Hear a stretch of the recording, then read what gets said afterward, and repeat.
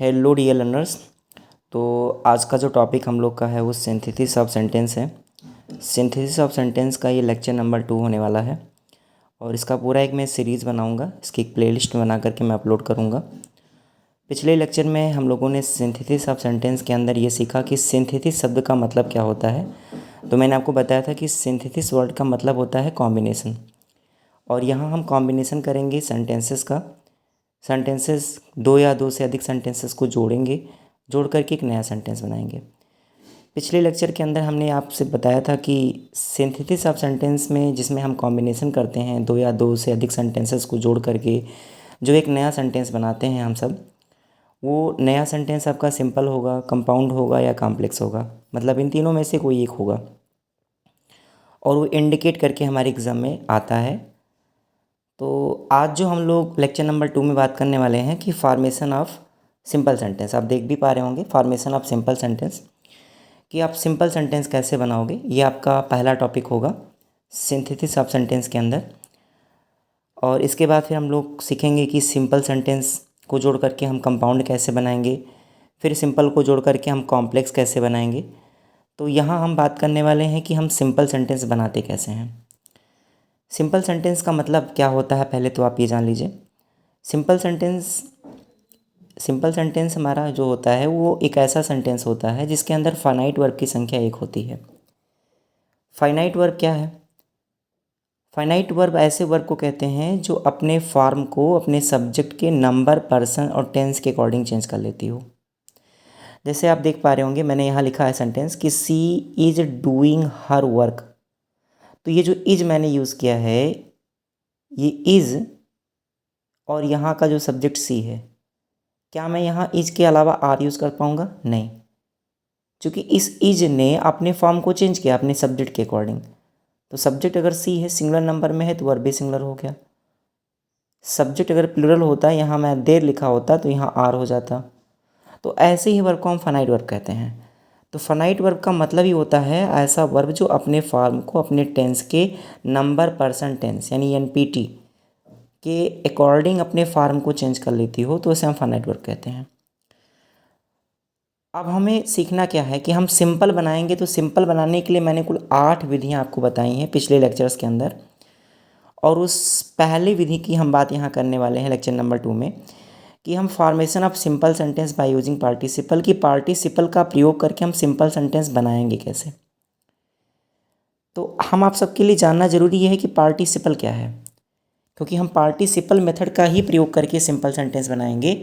तो हमारे लिए जानना ये ज़रूरी है कि पार्टिसिपल क्या होता है। तो मैंने यहाँ लिखा है participle is a non finite verb. Participle is a non finite verb. सबसे पहली बात कि आप सबको पहले से पता होना चाहिए कि पार्टिसिपल एक नॉन फाइनाइट वर्ब होता है।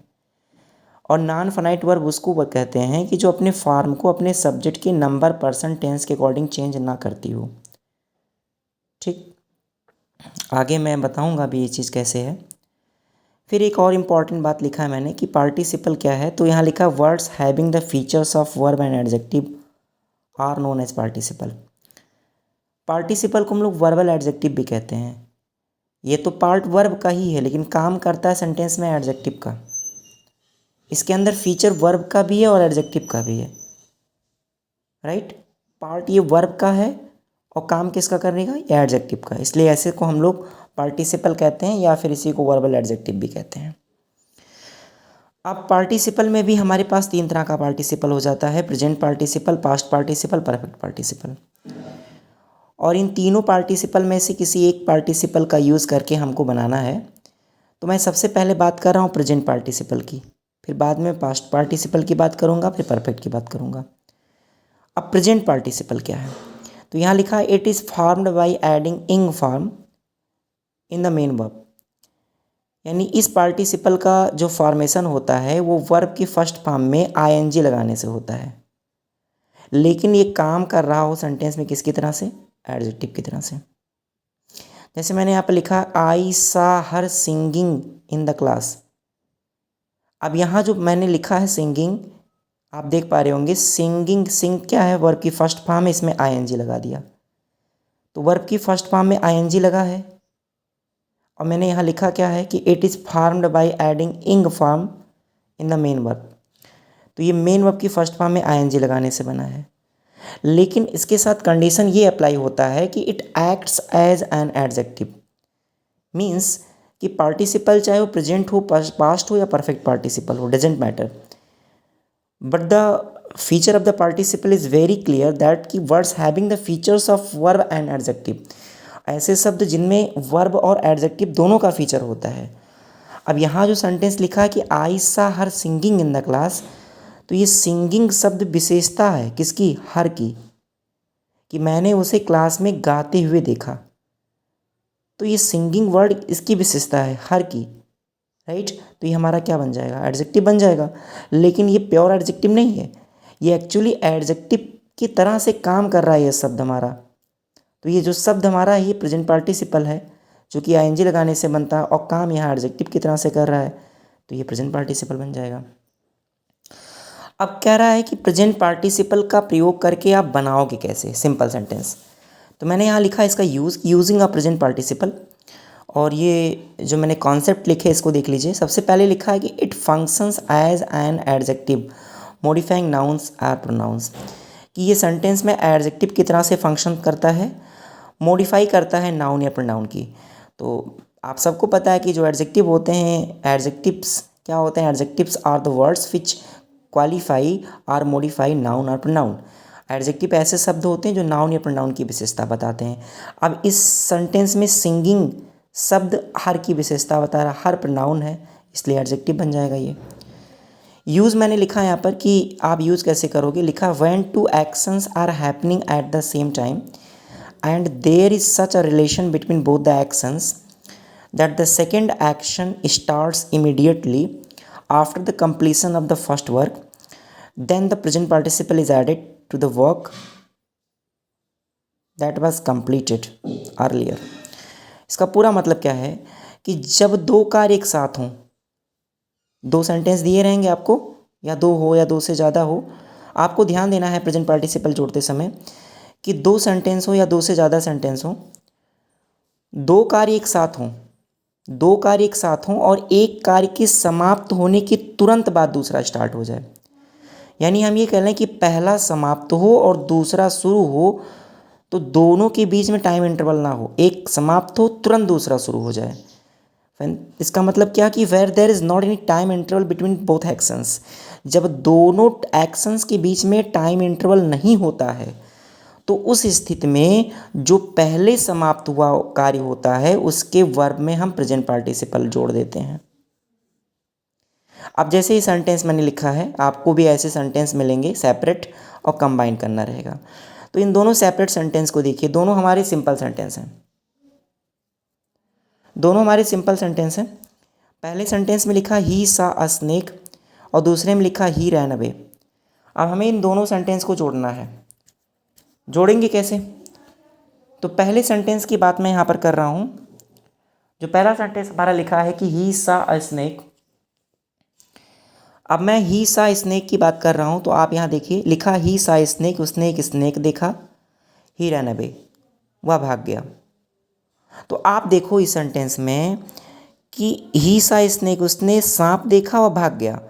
तो जैसे ही सांप देखा होगा तुरंत भागा होगा, यानी एक कार्य समाप्त हुआ सांप को देखने का, उसके तुरंत बाद दूसरा शुरू हो गया।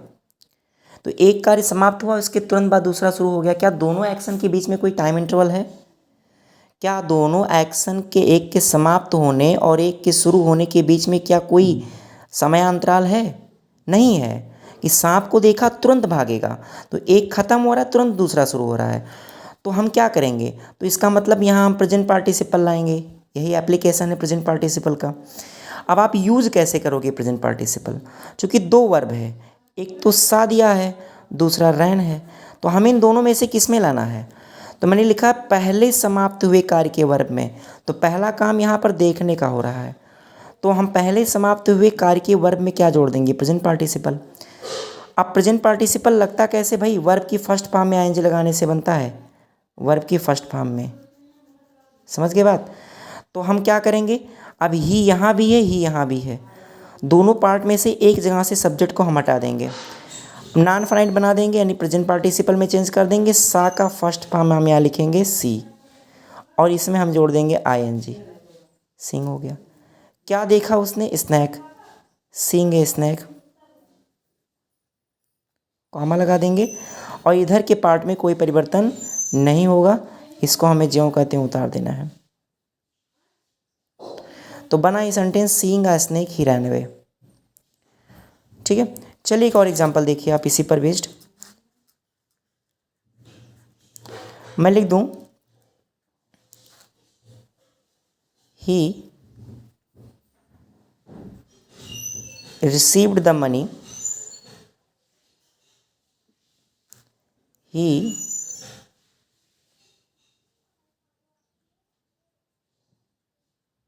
became glad।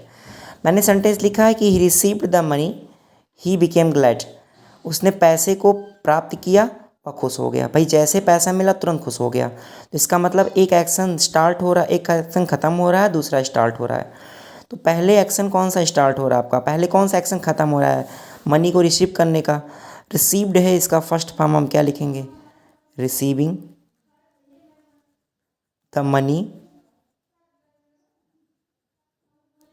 कॉमा करेंगे और यहाँ ही है, यहाँ ही है, दोनों पार्ट में से एक जगह पर हम ही को यूज़ कर लेंगे। He became glad. राइट, ये इस तरह से आपका कंप्लीट हुआ। ओके, कुछ और भी चीज़ें हैं प्रेजेंट पार्टिसिपल से रिलेटेड, उसको मैं सेकेंड थर्ड लेक्चर में आपको बताऊंगा। क्योंकि जो ये टॉपिक हम लोग का है थोड़ा सा बड़ा ज़रूर होगा, बहुत लंबा वीडियो नहीं बना पा रहा हूँ। तो आने वाले दिनों में मैं कोशिश करूँगा कि एक लंबा वीडियो बनाऊँगा, लेकिन अभी के लिए मैं कुछ 10-5 मिनट का वीडियो बना करके, 15 मिनट का वीडियो बना करके मैं अपलोड करने की कोशिश करूँगा। और इसका एक पूरा प्लेलिस्ट मैं बना दिया हूँ, आप वहाँ से इस वीडियो को ज़रूर चेक करिएगा। और कोई भी लेक्चर आप स्किप मत करिए, क्योंकि लेक्चर 2 आप तभी समझ पाएंगे जब आप लेक्चर 1 को आप विजिट किए होंगे। तो मेरा रिक्वेस्ट है इंटरमीडिएट के सारे स्टूडेंट्स से, या जो इससे अपर लेवल की क्लासेस में हैं, जो कि कॉम्पिटिटिव लेवल के एग्ज़ाम्स में भी पूछे जाते हैं, तो आप सब लोग ज़रूर इसको देखिए और अपना प्यारा सा कमेंट आप कमेंट बॉक्स में ज़रूर छोड़िएगा। थैंक यू, मिलते हैं आपके अगले वीडियो में। Thank you.